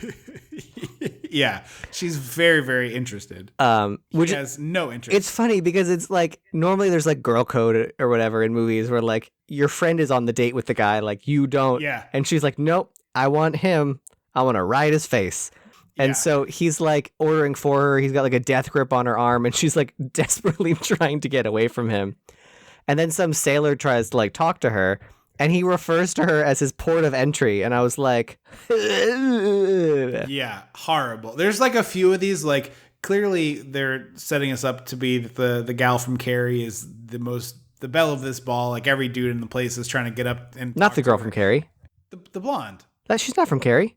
Well, okay, I'm confused then. The blonde is from 8 is Enough. The secretary she's the one, is Chris. She's the one I thought looked like the one for who 8 is Enough is the one I think looks like Sarah Michelle Gellar. Oh, it's that one. Okay, yeah, that makes a lot more sense than Nancy Allen. Okay, all right. So yes, 8 is Enough is the belle of this ball, and she's constantly getting hit on by guys, and Treat Williams keeps like falling out of frame and then coming back into frame to be like, why I oughta. Yeah, and it's just all very ridiculous. And then we cut to the movie theater, and they're like, we're going to show Baby Mine. And I was like, that's the sad song. Robert Stack is like openly weeping in this theater. As one should when you hear Baby Mine.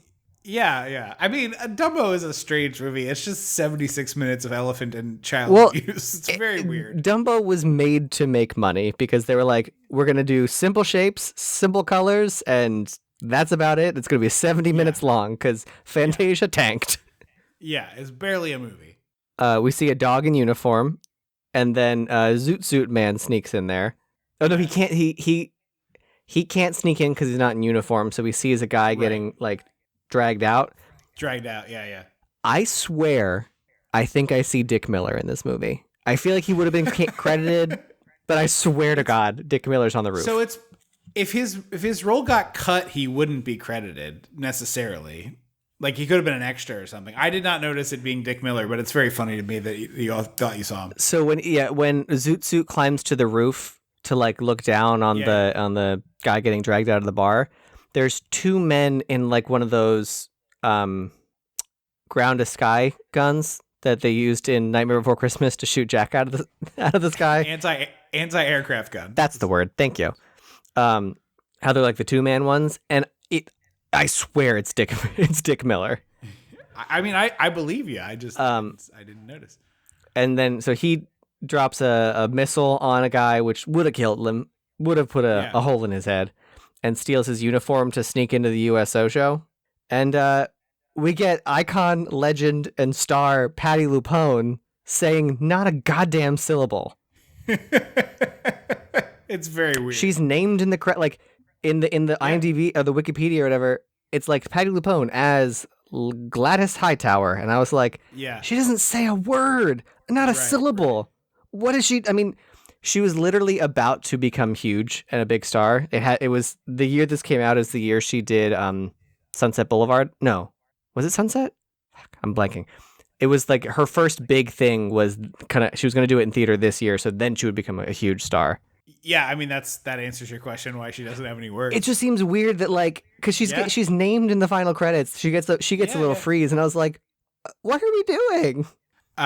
We get a classic drop something on somebody's head and steal their clothes, a la Looney Tunes for the Wally the Zoot Suiter to get into the club. Yeah, he drops. That's what I said. He drops the missile on the guy. Yeah, and we see his helmet with the big dent in it. Yeah, which is delightful. I needed more of this. He's like dance evading Treat Williams. Yes. Doing like those bouncy drop splits. All of this is like a dancey Indiana Jones fight.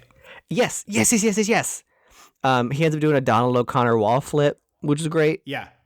All of this stuff is excellent. And I like at this point when I'm watching this, I'm like, oh wow, Spielberg's been holding back a musical for a long time. And then as we get to the sequence where it's like the Navy's on one side and the Army on the other. The Sharks and the Jets. I was like, he has specifically been holding back wanting to do West Side Story for 42 years. Well, holy crap. Apparently, he like halfway through making this movie, he was like, I think I should make this a musical. I think it'll. And I was like, honestly, it might have saved it. It might have been. Yeah. Or at least like a music movie like Blues Brothers, where it's like maybe like Blues Brothers kind of because that's all diegetic, right? Yeah, it's like it's not. There's like not. It doesn't quite have the like I want song thing that like it doesn't have people to would call it not a musical. Yeah, but like there are to me the delineation is that the songs move the plot forward, and like there they found a way to have Aretha Franklin sing Respect that is relevant to the plot. You know what I mean? It's like the song already existed. It wasn't written for the movie, but she sings it to someone as if she did, whatever. And it's a real Aretha, right? Oh, yeah. Yeah. So this is where it becomes an all-out brawl over the girl. And Patti LuPone grabs... Oh, also, during the Jitterbug contest, the host, or the judge, who was like a talent scout. Yeah, this part confuses me because it's like... It's a USO club, and the only people allowed in there to dance are military members who are about to go off to a war. Yeah, and so I thought originally I was like, oh, it's for women, like it's an incentive to be a USO host because you could win the contest and become a star and get groped by old executives.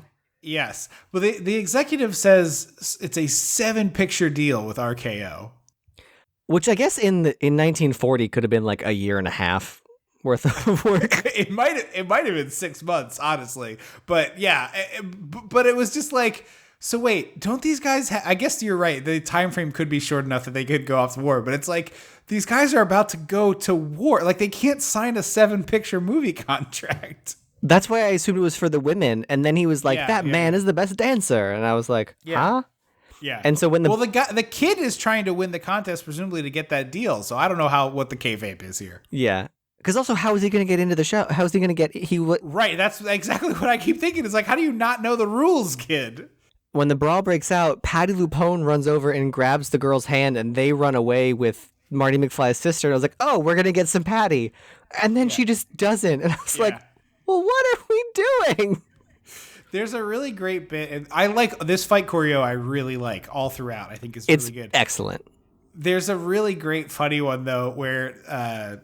The gal from 8 is Enough is pulling on the arm of Treat Williams, and he's like trying to punch Wally, so she keeps pulling him, and what she's doing is actually like winding up the pitch. It's so good. And then that immediately cuts to Joe Flaherty with the microphone doing play-by-play of the fight. Because then I was like, oh, they're on the radio. That makes sense. That's you would be listening to the band on the radio. Yes. And he's like, we've got Navy midshipmen fighting with Army privates, and there's Air Force men coming in over the top. It's just all very good. That would have been funny if all the Air Force men were like on the balcony and they like arms out, like full on dove into the crowd. There's a bunch of like dudes swinging on vines Tarzan style to get into the fight too. Yeah. It's crazy. So we return to the plane fuckers. Yes. And they show up at the airstrip or the military whatever fort. I don't know. I truly don't know. It's presumably an Air Force base, but I really don't know. And they're like, hands up. We don't believe that you're not a Japanese person. And I was like, okay, wait, hang on. You aren't aware that didn't you ask for backup? Yes. And then like these guys seem to think they're like actively in war. Like it's very confusing, this particular sequence. Yeah. And also they feel like a militia. They don't feel like it feels like like Joe, Bob and Steve all had a gun or whatever. Yeah. But then Matheson has his hands up and he's like, I'm Lieutenant Colonel's secretary or whatever the fuck he is. And then one dude walks up to him and he's like, he's tall. He can't be Japanese. And then he kicks him in the shin and he's like, yep, he's American. I was like, are we biting are we going to bite him next to see if he's real gold? So, okay, I think this is a bad racist joke, but I think he was kicking him to see if he was wearing stilts. Wildly unclear. That's what I took. I was like, that's racist, but like I actually chuckled at it and I felt bad about laughing at something that was so racist. But I think that he was trying to make sure it wasn't like two guys in an overcoat situation. Which like that, I'm fine if that's your joke, but like you got to give me some, because they do it later to Belushi. And I was like, was this like a secret military handshake that people just knew about from the World Today film reels at the movie theater? I also wonder if there's something that we just has been lost at time, that like there was some sort of lingering Japanese racism about the leg that we didn't know about, that we don't know about. It's like a racist thing that's not prevalent enough anymore. Yeah. Which is good. I mean, a net good, but we were just confused. Yeah, exactly. And so they take the plane. He's like, I'm going to go fly your plane or whatever. And he's like, there's no guns in there. And he's like, that is fine. Because in his head, he's like, the Japanese are not here. Like, I'll be fine. Yeah. And then I did like this bit because he gets in there to the cockpit and he like flips all the switches or whatever, and he realizes there's no radio, and so he like squiggles his way out the window just because it's a tiny little plane pilot window. Right. It's like 6 inches by 6 inches. And he's like, there's no radio. And the guy's like, what? And he's like, no radio. And he goes, you can't use a radio. There isn't one. And he's like, I know. It's a pretty good bit of business. And so they take off, and she immediately is like trying to do it with him, and he is immediately aware that he's in over his head, which I kind of liked, and is like, and she is actively trying to like, get a little handsy. Yeah.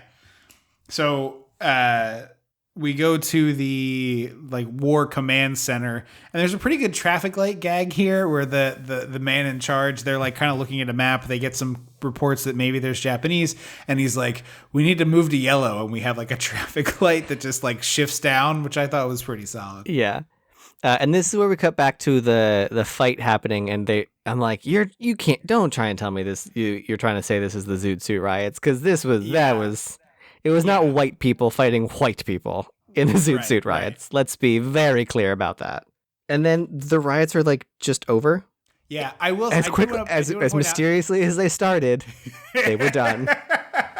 I do want to point out there's a really great gag where they're fighting and one guy's head gets put down on like a model train tracks, and I did like Wally's best friend, and the train is coming right at his face, and it's played as if like it's a real train. Really good, stupid comedy that I like very much. Yeah. Alternatively, and just like that, the Zoot Suit riots were over. I couldn't help but wonder. And that is what you have just finished watching. I also really like, I think it might come later, but as Joe Flaherty is like walking through the remains of this club, he's like, maybe next time we'll have a race war. I was like, all right, I get the, like, you were talking about the Zoot Suit riot. I think you kind of did, but okay. Yeah, right. And there's also a great like Rube Goldberg situation here where she's like, she's looking for Wally, and Treat Williams is like unconscious on the floor under this chandelier, and there's like a bowl of punch that ends up in the chandelier. Yeah. Like a contrived way of like, this thing hits that thing and hits this thing and that thing. But then the bowl of punch is like slowly tipping, like it's going to wake up Treat Williams, and we keep cutting to the band who's like wailing on their instruments and then looking at it. Watching this happen. Yeah, like more and more concerned. I wanted more of that band. That was good. Yeah. And then she's stuck. She's got her foot like lodged in a chair, like in a way that you think like you just take a second and free yourself. Yeah, it's like a wooden folding chair that's like folded and flat. She like put her foot in it weird.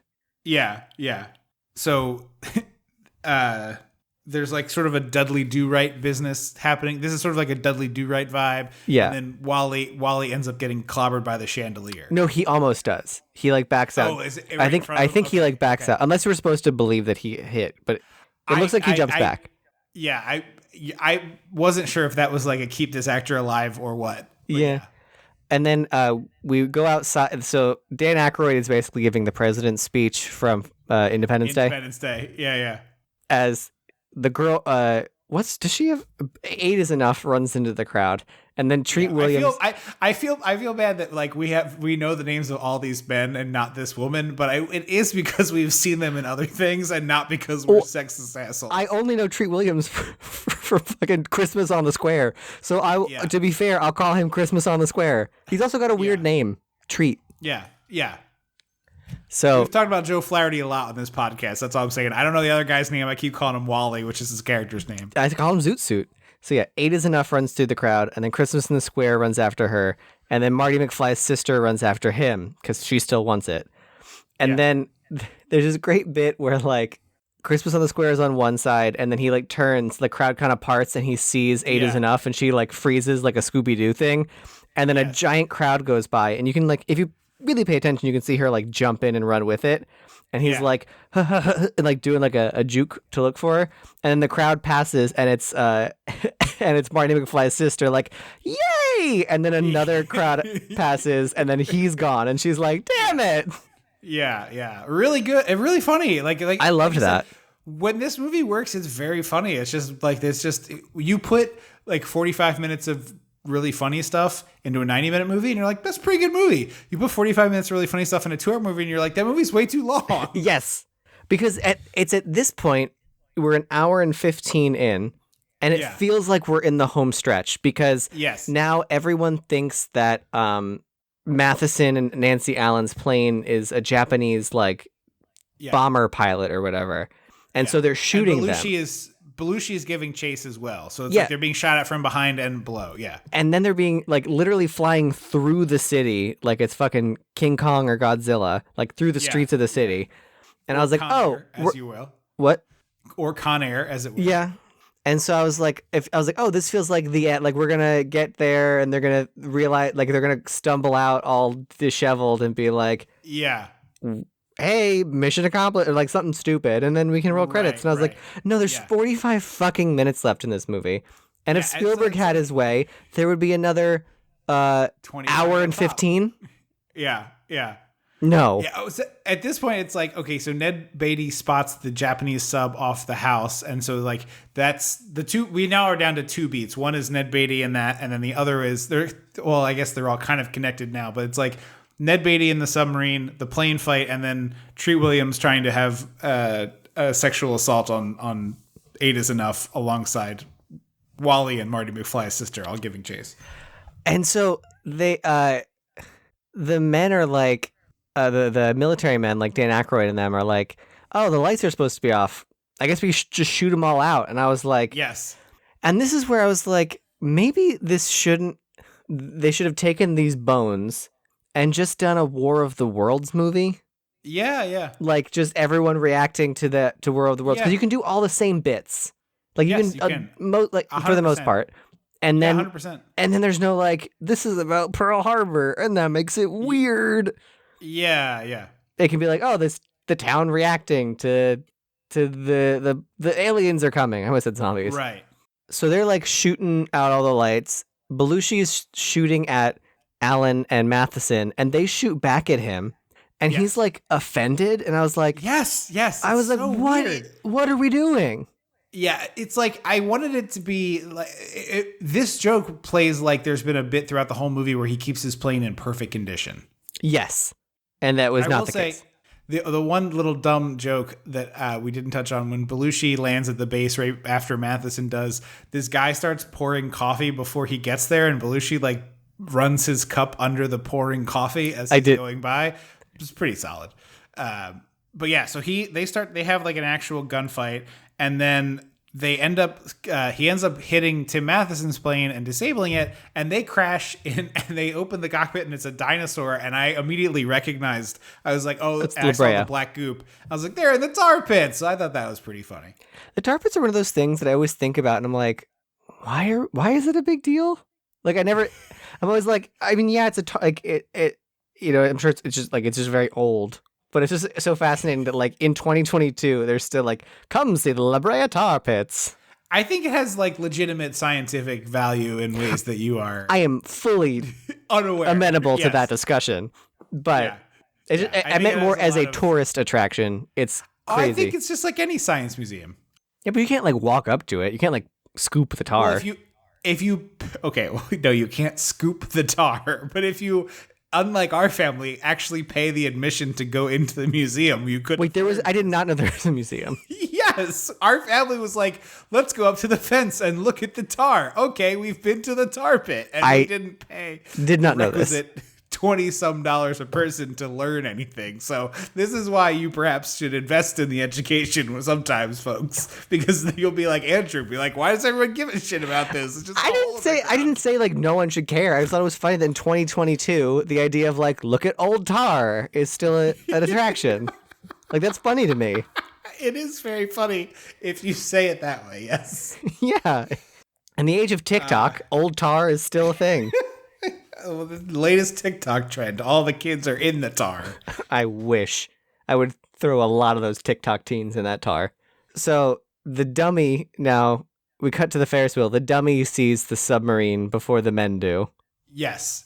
And they're like, this Belushi ends up there flying his plane. And so he's like, he sees it as well, and then the Mayor Vaughn and Eddie Deason are shooting at the submarine, which is kind of a funny little bit of business.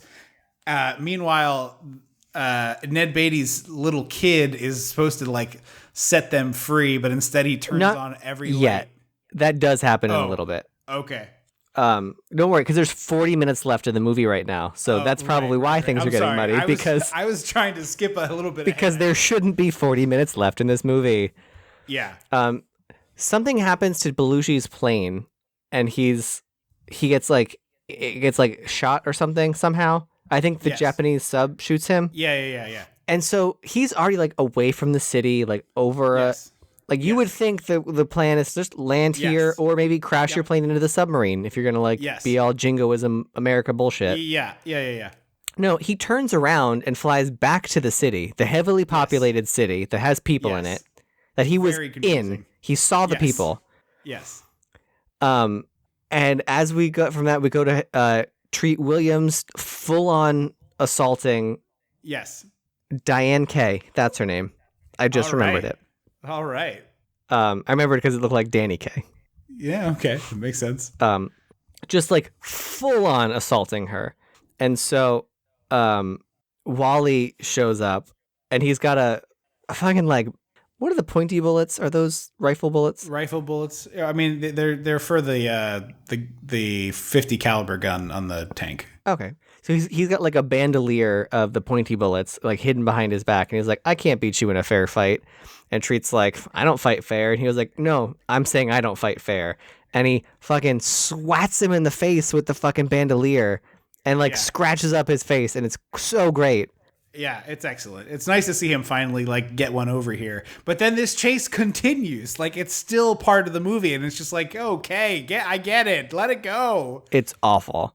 Because like at this point, like Belushi has crashed, and then like they're talking about the Japanese sub, and nobody will believe Belushi because he seems like an insane person. Which, so like, duh. Yeah, but so then Belushi steals the motorcycle we talked about earlier, and then Wally and Danny, what's her name? Danny K. Oh, it is Danny K. No, I'm sorry, it's Diane K. Diane K. Okay, I was like, oh, that doesn't seem right. So Diane K and Wally and Danny K. Very different movies. They tap dance their way back to the house. So they're going, and then it's like Treat Williams is trying to like follow them, and so Marty McFly's sister sticks her leg out, and Belushi stops. I did love that because he's trying to like hitch a ride, and she's like, "Watch and learn, buddy," and she like pulls up her skirt. It's very Who Framed Roger Rabbit, like that, yeah, which I think is just my sensibilities now. Yeah. So they're in the sidecar with Belushi, and they're like rolling down the road, trying to get to where the Japanese sub is. But it's like, Belushi, you're already there. Like, you know where this is vaguely, and also you left it. It's so confusing. Yeah. But I do, however, like the bit where Belushi like gets directions from them and is like, okay, bye. Pulls the pin. No, he realizes they don't know where they're going. Oh, I thought he said it's straight. No, I thought the confusion was like using like the word right when you mean correct. No, because Treat Williams is lying. He doesn't know exactly where it is. He's like, it's the ocean. It's there. Got it. Speaking of directions, I loved the bit because I was like, oh, apparently this was a thing 40 years ago. As they're like, oh, we have to go to the amusement park or whatever. All the military men in the city.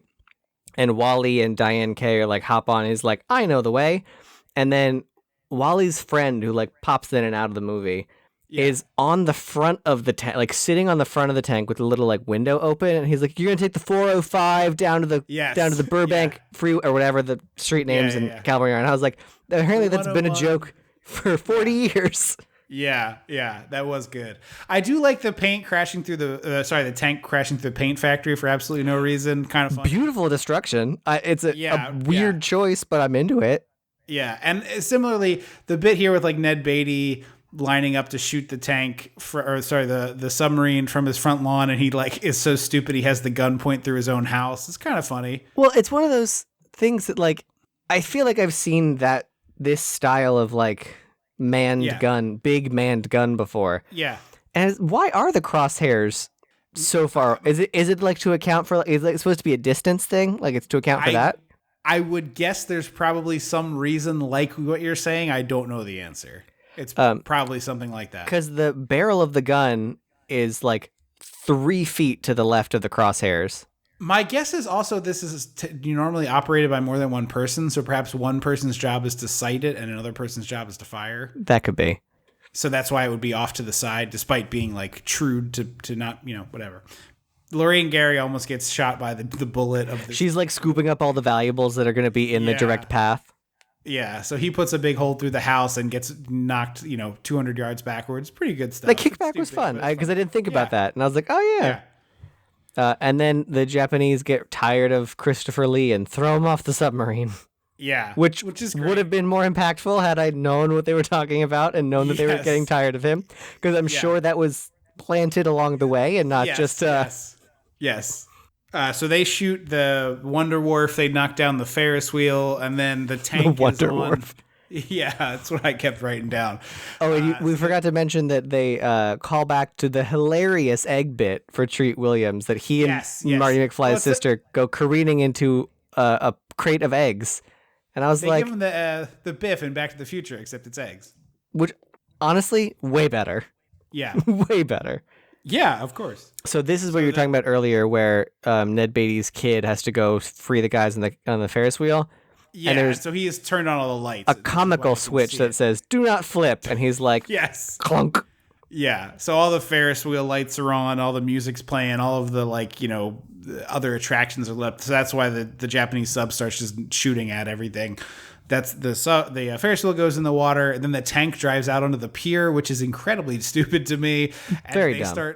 A lot of great miniature explosions too. Like it looks like it would be like a funnel cake stand or like the shooting gallery stand. Like they all explode, and I love when you can tell miniature scale immediately because you're like, that's small wood. Yeah, that's weird that's splinters. A popsicle stick. Yeah. Same with the pier crumbling as the tank gets shot off and whatever. Yeah. So they end up in the water, and then Belushi has gone into the water previously, and he pops up next to the sub and climbs aboard. It's very insane. Yeah, I was like, you're losing me, movie. Yeah. I mean, you lost me already, but yeah.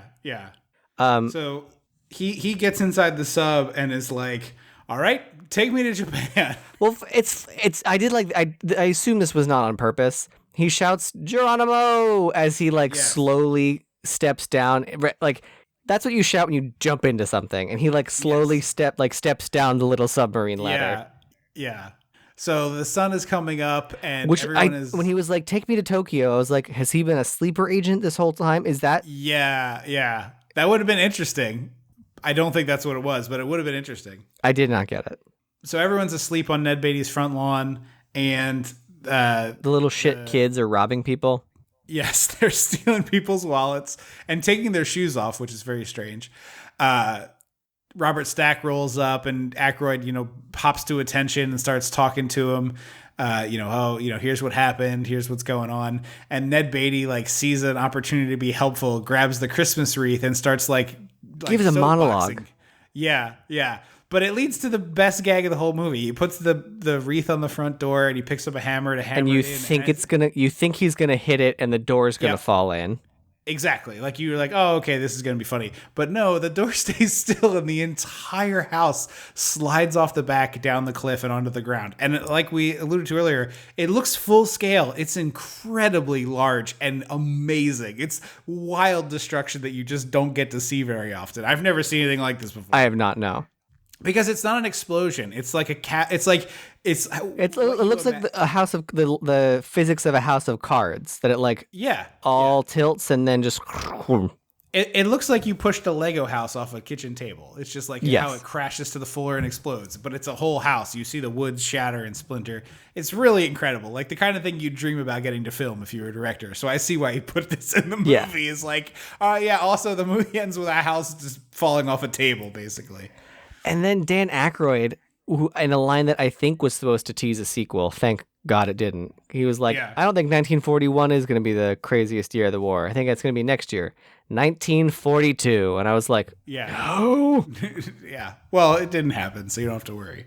And then we get the credits. Thoughts? Yeah. And I don't like this because they give you a batch. And in the first batch is Matheson. Yeah. And then it says also starring. And then Nancy Allen is in that one. And I was like, they had the same amount of screen time and dialogue. I gotta tell you, I hit the eject button when we had the house fall off the cliff. It's directed by Spielberg. Once that happened, I hit the skip forward because I was like, "Is there something in here?" And then there's like not quite turn and smile, and then that one was weird. And then the other one is that Patti LuPone gets billing above Wendy Jo, Marty McFly's sister. Wow, weird. And I was like, Patti didn't say a word, and Wendy Jo like did stuff. Yeah, that's bizarre. That's really weird. Yeah, so those are my two qualms with the credits. Okay. Other final thoughts? It's too long. / would you recommend? Yeah. No, it's too long. Yeah. I think it's a bummer because I think there's a bunch of this that's really funny and really works and still is very funny. But it's like I said, it's 45 minutes of funny in 2 hours instead of 90 minutes. It's like the 90-minute version of this, I think, is probably a solid recommend. But as it is, no. But if you're a big Spielberg head, you'd probably find some things to enjoy here. Yeah. Like I found stuff to enjoy. But yeah, I was disappointed I didn't like this more, but I didn't hate it. Yeah, I don't hate it, but it is too long and not funny enough. Yeah. The highs are very high, but the lulls are forever. So, but thank you so much for suggesting this one, Michelle, and thank you for all of your support over the years. It means a lot, and we really appreciate it. We've got another episode for you in 2 weeks. We did a live drawing of all of these at the Facebook page, facebook.com/dissectingthe80s, so you can see everything coming up soon. Go check that out there. Hit us up on Patreon, patreon.com/dissectingthe80s. We're going to have a bonus episode on Stripes next month there. So another great piece of bonus content for you coming that way. And you can always tweet at us. It's at dissectthE80s. And if you haven't done it yet, please review the show. Go ahead and do that. We read those on the air, and it's been a while since we've had one. So help us out and help spread the word. Tell your friends about the show and that we're good if you like us, I guess. If you don't tell anyone. Keep it to yourself. Thank you very much. So yes, we'll be back in 2 weeks to do Pump Up the Volume with Christian Slater. But thank you so much for listening. I have been Trip Lano. I will always be Andrew Lano. Until next time. Don't you forget about me.